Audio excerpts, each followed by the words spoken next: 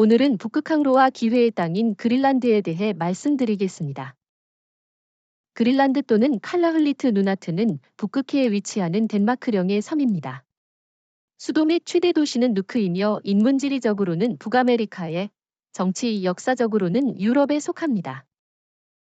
그린란드의 민족 구성은 약 90%가 그린란드계 이누이트로, 이누이트를 비롯한 북극권 민족이 주축을 이루는 유일한 국가입니다. 오늘날까지 그린란드의 주권은 덴마크가 가지고 있지만 현재 그린란드 주민들은 법령에 따라 독립국에 준하는 고도의 자치권을 보장받는 상태에 있으며 이론적으로는 언제든 국민 투표를 통해 독립을 선언할 수 있는 근거를 마련한 상태입니다. 인구 대다수가 그나마 온화한 서부와 남부에 집중되어 있으나 척박한 동부와 북서부에도 적게나마 도시와 정착촌이 구성되어 있습니다.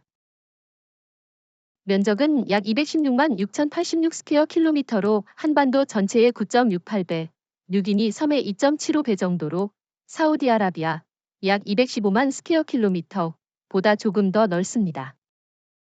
그러나 이런 광활한 육지와 대조적으로 춥고 척박한 환경 때문에 인구는 5만 6천 명 정도로 굉장히 적습니다.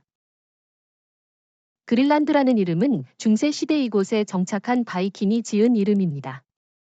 첫 바이킹 이주 집단은 그린란드에서 정착 가능한 땅을 발견해 정착했었는데 이들은 초록색의 땅이라는 의미로 그린란드라는 이름을 붙여졌습니다. 그러나 그린란드는 얼음이 많아 실제로 초록색의 땅이라고 하기는 어렵습니다. 왜 얼음뿐인 땅을 초록색의 땅이라 이름 붙였는지는 불명이지만 바이킹 그린란드 정착 이야기를 다룬 붉은 에이리크의 사가에서는 초기 정착자 에이리크가 다른 이주자들을 끌어들이기 위해 마치 풍요로운 땅인 것처럼 보이려고 이 이름을 붙였다고 하였습니다. 그린란드어 이름인 칼라흘리트 누나트은 칼라흘리트국이라는 의미입니다. 칼라흘리트는 서부 그린란드 토착 이누이트를 이르는 이른바 민족 명칭이고 누나트는 들의 땅 또는 국가를 의미합니다. 국토의 약 80%가 얼음으로 덮여 있으며 북극점과 매우 가까이 인접해 있어서 내륙 지역은 1년 내내 영하의 기온을 유지하고 있어 사람들이 거주하는 지역은 그린란드 전체 면적의 1% 미만으로 해안 지역에 몰려 삽니다. 그린란드는 전국 토의 3분의 2 이상이 북대서양의 북극권 안에 있고 수도는 누크이며 캐나다의 엘즈미어 섬으로부터 북쪽으로 26km 떨어진 곳에 있으며 남동쪽에 있는 덴마크 해협 너머 320km 지점에 있는 아이슬란드가 그린란드에서 가장 가까운 유럽 국가입니다. 빙하의 두께는 평균 약 1,500m로서 가장 두꺼운 곳은 3,000m나 되며 동서해안을 따라 산맥이 펼쳐져 있으며 남동쪽 군베른스펠에서 최고 3,700m 높이에 달합니다. 겨울 평균 기온이 남쪽에서는 영하 6도이고 북쪽에서는 영하 35도이며 남서부 해안의 여름 기온은 멕시코 만류의 영향으로 다소 누그러져 7월 평균 기온이 7도이며 북쪽 끝의 여름 평균 기온은 3.6도입니다. 연평균 강우량은 남쪽의 경우 1900mm가 넘지만 북쪽에서는 약 50mm입니다. 여름 한철 나무가 자라고 꿀벌과 모기가 날아다니며 여름은 2~3주로 짧은 편으로 여름 동안에 그린란드 사람들은 반팔을 입습니다. 여름철에는 미드나잇 선이라 불리는 백야 현상이 발생하는데 일루리삭 같은 도시에서는 최대 24시간 동안 해가 지지 않습니다. 반대로 겨울에는 폴라 나이트라고 하는 극야 현상이 나타납니다. 그린란드는 툰드라 지역으로 얼음으로 덮이지 않은 지역에는 약간의 자작나무의 버드나무의 오리나무가 가까스로 조금 자라나 왜소한 관목을 이룰 뿐 규목은 거의 없는 상태입니다. 남쪽 끝에서는 양사유균 겨울건초가 재배되며 남서쪽 해안을 따라 무의 양배추의 상치 감자와 같은 야채가 재배됩니다. 북극곰이 사향소의 술록이 북극여우의 산토끼 흰담비, 북극쥐 등 7종의 육지 포유동물이 있으며 주위의 바다에는 물범과 고래가 있고 강에는 연어와 송어가 있습니다. 기원전 2500년경 인류가 북미에서 그린란드로 이주 오면서부터 그린란드 역사가 시작되었습니다. 이후 북유럽 사람들이 그린란드 정착이 이루어지고 고에스키모라고도 불리는 이누이트들도 함께 살아가고 있었습니다.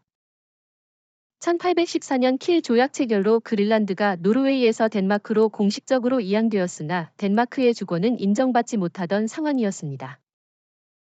덴마크는 미국과의 1917년 덴마크령 버진 아일랜드 판매 조약, 1921년 영국과의 상호 조약 등에서 덴마크의 그린란드 주권 인정을 받았고 1921년이 되어서야 덴마크의 그린란드 전역에 대한 주권이 국제적으로 인정받았습니다.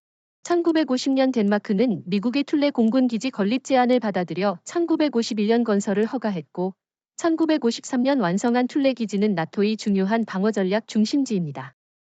그린란드에는 상업성이 있는 나비아연-2 빙정석이 매장되어 있다. 1970년대의 탐사를 통해 우라늄이 구리 몰리브데넘 매장 가능 지대가 발견되었으나 기후나 생태학적 측면을 고려하여 광물자원 개발을 상당히 제한하고 있다. 그린란드의 가치 1. 지정학적 중요성. 북극권에 위치하여 미사일 방어와 우주 감시에 중요한 역할을 하며 그린란드와 아이슬란드, 노르웨이 또는 영국을 봉쇄하면 러시아의 대서양 진출을 막을 수 있는 가장 좁은 지점을 지하 UK 갭이라 하며 이 지역은 전략적 요충지입니다. 그린란드에 있는 미군의 툴레 공군 기지가 있어 북극권과 북미 방위, 미사일 방어 시스템에서 중요한 역할을 합니다. 기후 변화로 인해 점점 접근성이 높아지면서 북극 항로가 개설될 경우 물류 비용 절감과 조선, 항만, 해운 산업 등 발전 및 물류 허브로 도약. 2. 자원 개발 가능성. 그린란드에는 석유, 천연가스, 히토류, 우라늄, 철광석, 납, 아연, 빈정석, 구리 몰리브데넘 등 금속 자원이 풍부합니다. 특히 히토류는 첨단 기술과 군사 장비의 필수적인 자원으로 중국이 이 시장을 지배하고 있는 상황에서 그린란드는 중요한 대안으로 평가됩니다. 빙하가 녹으면서 그린란드의 자원에 대한 접근이 점점 더 쉬워지고 있어 경제적 잠재력이 커지고 있습니다. 3. 빙하의 연구. 빙하의 두께는 최대 3,000m에 달하고 얼음층에는 지구의 과거 대기 성분이 그대로 보존되어 있어 빙하는 지구의 기후, 역사를 간직한 타임캡슐로 빙하 코어를 분석하면 과거 수십만 년 동안의 기후 변화를 알 수 있습니다. 4. 독특한 기후 현상. 여름철에는 미드나잇 선이라 불리는 백야 현상이 발생하여 최대 24시간 동안 해가 지지 않으며 반대로 겨울에는 폴라 나이트라고 하는 극야 현상이 나타납니다. 내륙 빙하지대의 겨울 기온은 영하 70도까지 떨어질 수 있지만 해안 지역의 여름 기온은 영상 20도까지 올라가기도 합니다. 5. 이누이트 전통과 생활. 카약을 이용한 바다표범 사냥은 중요한 문화적 전통이며 키비약이라는 발효 음식은 물개 가죽 안에 오크라는 작은 바다새를 넣어 수개월간 발효시키는 독특한 요리로 단백질 보충 역할을 합니다. 6. 기후변화와 그린란드의 역할. 그린란드 빙하의 융해 속도가 빨라 매년 2,700억 톤의 얼음이 녹아내리고 있어 그린란드 빙하가 모두 녹을 경우 전 세계 해수면이 약 7.2m 상승할 것으로 예측됩니다. 7. 경제와 산업. 빙하가 후퇴하면서 희귀 광물 자원의 채굴이 가능해졌고 농업 가능 지역도 확대되고 있어 남부 지역에서는 감자, 무, 양배추 등의 채소 재배가 이루어지고 있습니다. 전체 수출의 약 92%가 수산물로 새우가 주요 수출 품목입니다. 미국의 그린란드 영토화 노력. 그린란드의 지정학적, 전략적 자원과 항로 등 중요도가 커져 미국은 북극 패권을 위해 그린란드를 자국 영토로 만들기 위해 혈안이 되어 있습니다. 2019년에도 미국의 도널드 트럼프 대통령이 그린란드를 구매하겠다는 제안을 했으나 덴마크와 그린란드 자치령 정부에 의해 거부당했습니다.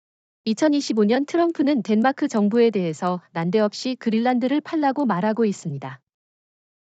트럼프의 발언 뒤 무태 에게데 그린란드 총리는 그린란드는 우리의 것이고 매물이 아니다라며 앞으로도 매물이 될 수 없고 우리는 자유를 위한 오랜 투쟁을 멈추지 않을 것이라고 즉각 반발했습니다.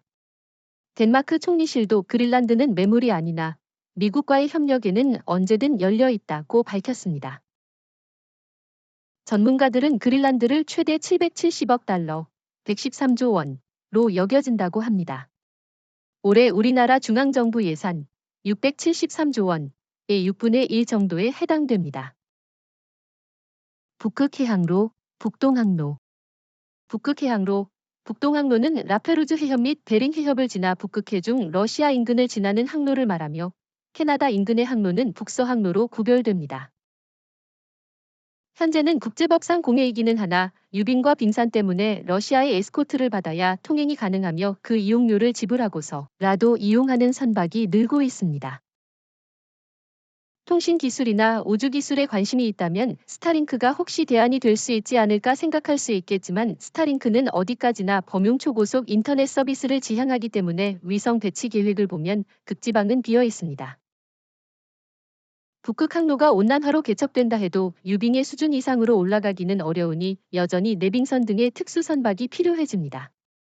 또한 온난화가 진행된다 해도 연간 항행 가능 기간은 8개월 이상이 되기 어려울 것으로 보여 연간 4개월은 북극항로 돌파를 위해 쇄빙선, 내빙선 등의 각종 장비와 북극항로 인근에 막대한 비용을 쏟아부어 건설한 항만, 도시 등의 인프라들이 놀아야 한다는 것을 의미합니다. 우리나라의 기회. 한국은 북극 이사회 옥서버 국가로 가입하였고 북극의 다산과학기지를 운영하고 있어 북극 항로가 개설되고 북극 및 그린랜드의 자원 개발 등에 참여하고 물류 허브로 발돋움한다면 엄청난 기회가 다가올 것으로 봅니다.